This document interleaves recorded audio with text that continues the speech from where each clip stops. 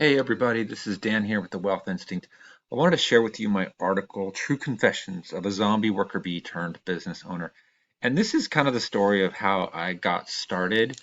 This was several years ago, and I always wanted to own a business, um, and but there was things holding me back. And so I want to share with you kind of what was holding me back and how I got through it. So be sure to subscribe to my channel, click the bell icon, and um, if you get any value out of this, please share it with someone who you think might benefit. So for a long, long time, I wanted to own a business, um, and I would read books, and I would go to classes, and I would look into it, but I was never taking action, and there's a lot of reasons for that, and a lot of fear, self-doubt, a lot of things going on behind the scenes. But there was a period where something was just off with me. Like I specifically remember um, getting home from work and like just grabbing some quote unquote healthy fast food on the way home and just plopping myself on the couch and just feeling just exhausted, right? Like I worked an office job, you know, 8 to 6 or whatever every day, and you know, I would get home and just be like wiped out, and I would sit on the couch and eat my food and just like be numb and just turn on a sitcom and just stare at the TV. And I had to watch sitcoms. Like I couldn't watch anything that required like thinking. I needed something that would make me laugh, that would wake my brain up. I just was just in such a fog. And there was a lot of other things going on, like some mild depression and some just the chronic fatigue and the brain fog.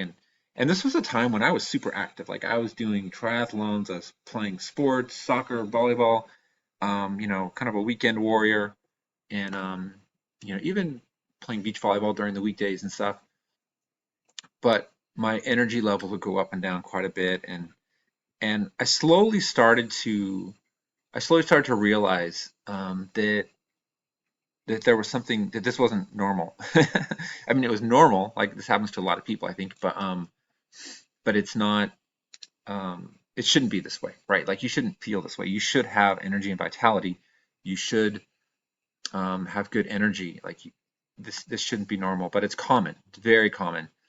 And I was only fooling myself. I used to tell myself, I work out a lot so I can eat whatever I want, and I thought I believed it, but that's not true. Like you cannot out exercise a bad diet, like because a lot of, I know this can be controversial, but it's not just about calories in, calories out. It's about what your body does with those calories.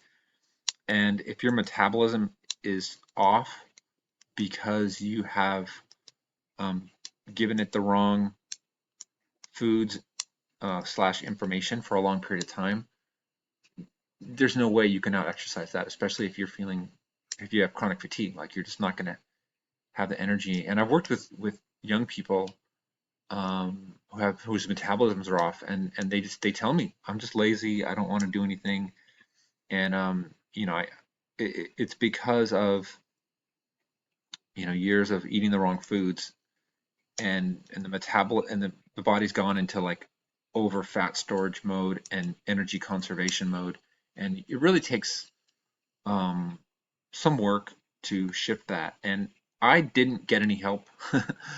Like looking back, I probably should have gone to an endocrinologist or gone to my doctor and or a dietitian or somebody and been like, "Hey, help." But I didn't do that. Instead, I just tried to figure it out on myself on my own, and I did. It took a long time, but I started getting just basically like I just started thinking, "Hey, maybe I should eat more vegetables."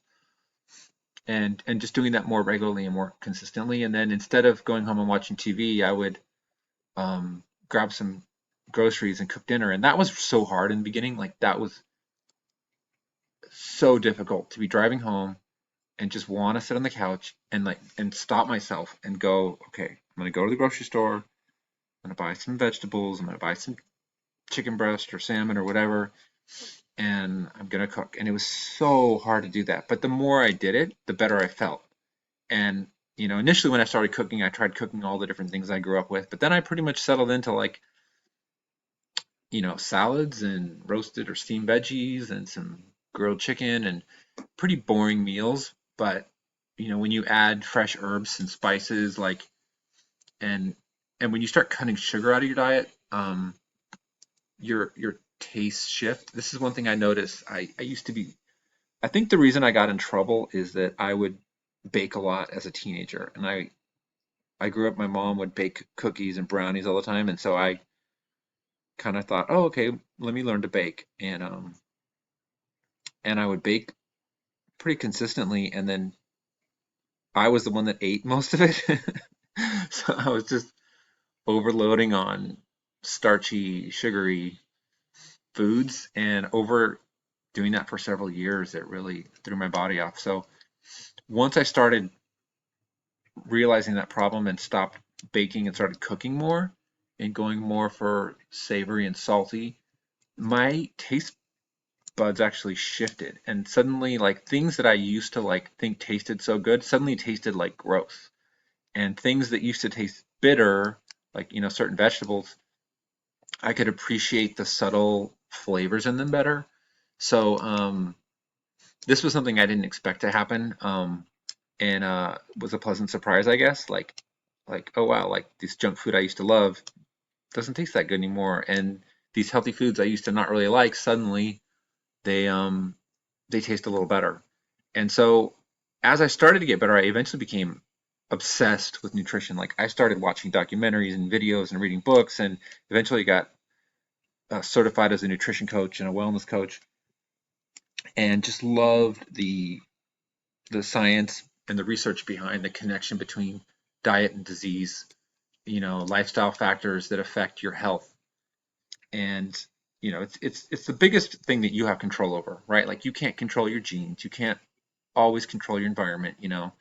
um, Sometimes you can, decide you're not going to live next to, like, if you live next to an area with really bad air quality, you might not have the option to move in the short term, but over the long term, maybe you can make a decision about moving somewhere with better air quality. But the decisions you make about the food you put in your body, um, and the things you do daily, are the most important decisions you make, really, and they have a huge impact. So I became completely obsessed, and eventually this led to my first business as owning a studio, being a nutrition coach, and then doing some online coaching with that.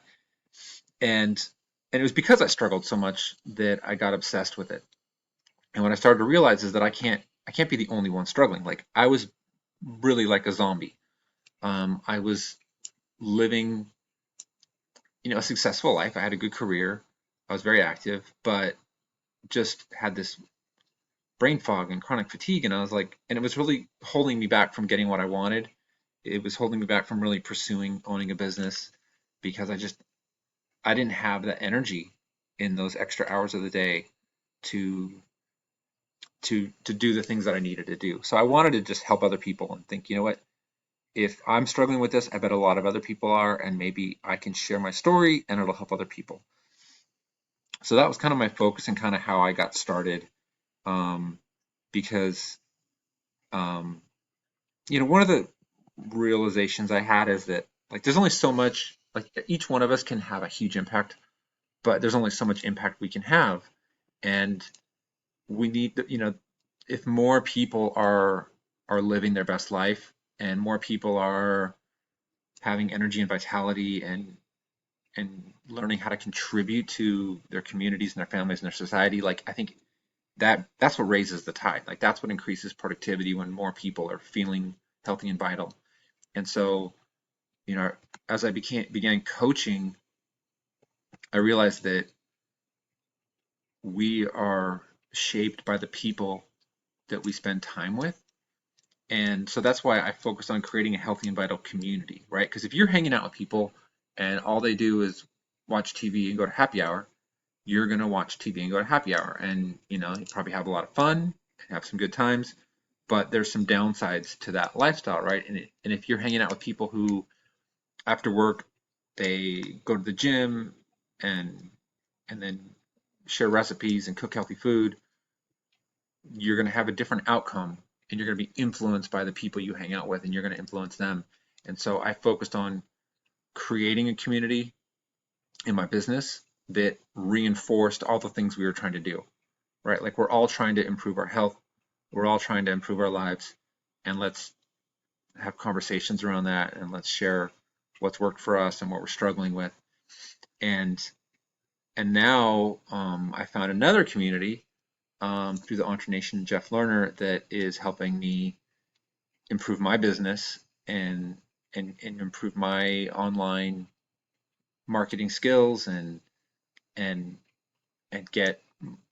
get more of what I want out of life. And really, I think you really can't underestimate the power of community. Um, it's such a critical thing um, to our lives and to our success. And Jim Rohn talked about how you become the average of the 5 people you spend the most time with in terms of your health, wealth, relationships, everything, right? Like we influence each other in very subtle ways and in some very obvious ways too. So thank you for watching this video. Please click on the link and check out Entreprenation. I think you're going to love it. And share this video with someone if you think it might help them, or let me know if it helped you. And I will talk to you soon. Thanks for watching.